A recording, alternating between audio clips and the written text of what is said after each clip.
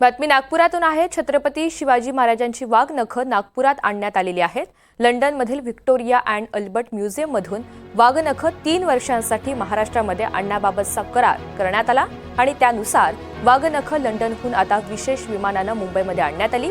राज्यातील जनतेला ही वाघनखं पाहता यावीत यासाठी टप्प्याटप्प्यानं 4 वस्तू संग्रहालयामध्ये ती ठेवण्यात येणार आहेत।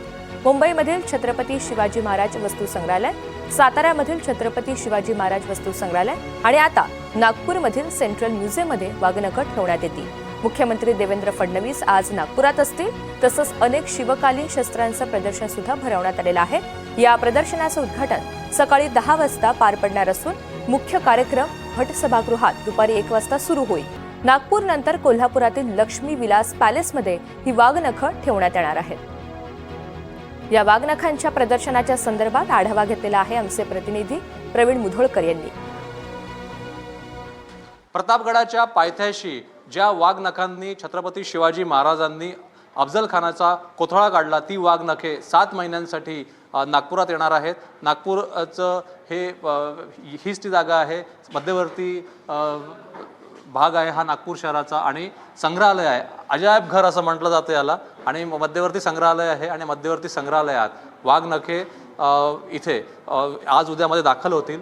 साताऱ्याहून वाघनखं घेऊन ट्रक जो आहे तो निघालेला आहे आणि कुठल्याही क्षणी नागपूर शहरामध्ये हा ट्रक जो आहे हा दाखल होईल आणि यानंतर 7 तारखेपासून इथेच जवळपास 7-7.5 महिने वाघनखे उपलब्ध राहतील आणि जवळपास लाखो लोक वाघनखे जे आहे ते पाहू शकतील आणि इतिहास जो आहे तो इतिहास या ठिकाणी या वाघनखांच्या माध्यमातून जनतेला, शाळकरी मुलांना जो आहे तो पाहता येणार आहे।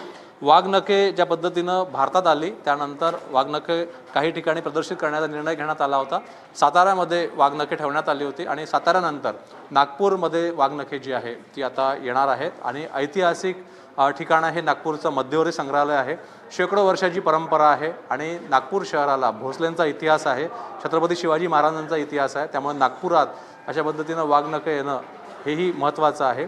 पुरातत्व विभाग या संपूर्ण ठिकाणी काम करत आहे। पुरातत्व विभागाचे अधिकारी आपल्यासोबत आहेत, त्यांना विचारूया।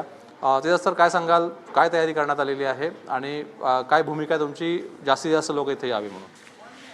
महाराष्ट्र शासनाच्या माध्यमातून जवळजवळ 3 वर्षापूर्वीच ही वाघनखं आणण्यासाठी हालचाली चालू झाल्या होत्या।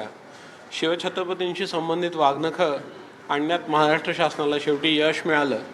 महाराष्ट्रात भोसले घराण्याशी निगडीत ज्या जागा आहेत त्या म्हणजे कोल्हापूर, सातारा आणि नागपूर ह्या 3 ठिकाणी ही वाघनखं ठेवण्याचं हे नियोजन होतं।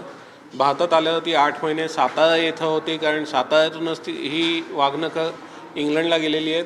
आता पहिले ती साताऱ्यातच आली आहेत, तर इतिहासाचं एक वर्तुळ त्यानिमित्तानं पूर्ण झालं आहे आणि आज ती साताऱ्यातून नागपुरात दाखल होतील आणि नागपुरात त्यांचा मुक्काम 8 महिने असेल।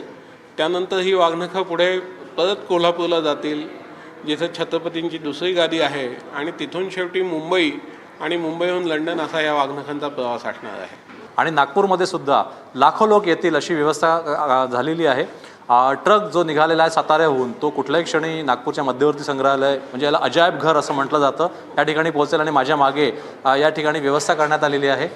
विविध प्रकारचे दालनं जे आहेत ते सुद्धा तयार करण्यात आलेले आहे आणि इतर जे शस्त्र उपलब्ध आहे ते शस्त्र सुद्धा इथे लावण्यात येतील आणि अग्निबाण असतील किंवा इतर त्या काळात ज्या ज्या वस्तू उपलब्ध होत्या, मराठा साम्राज्यातल्या ज्या ज्या गोष्टी उपलब्ध होत्या, शस्त्र उपलब्ध होते, त्याचं सुद्धा दालन इथे तयार केलं जाणार आहे। त्यामुळे साताऱ्यात तर किमान 4 लाख लोकांनी आतापर्यंत भेट दिली आहे आणि देश विदेशातले सेलिब्रिटी असतील किंवा शिवप्रेमी असतील ते त्या ठिकाणी गेले होते। त्यामुळे आता या ठिकाणी किती लोक येतात या संदर्भात आकडा निश्चित करण्यात आलेला आहे, तेवढी व्यवस्था करण्यात आली आहे आणि त्यापेक्षाही जास्त लोक येतील यासाठी सुद्धा प्रयत्न केले जाणार आहे। त्यामुळे महाराष्ट्राचे मुख्यमंत्री सुद्धा इथे येतील आणि त्यांच्या उपस्थितीमध्ये हे प्रदर्शन जे आहे याचं उद्घाटन नागपूरकरांसाठी होणार आहे।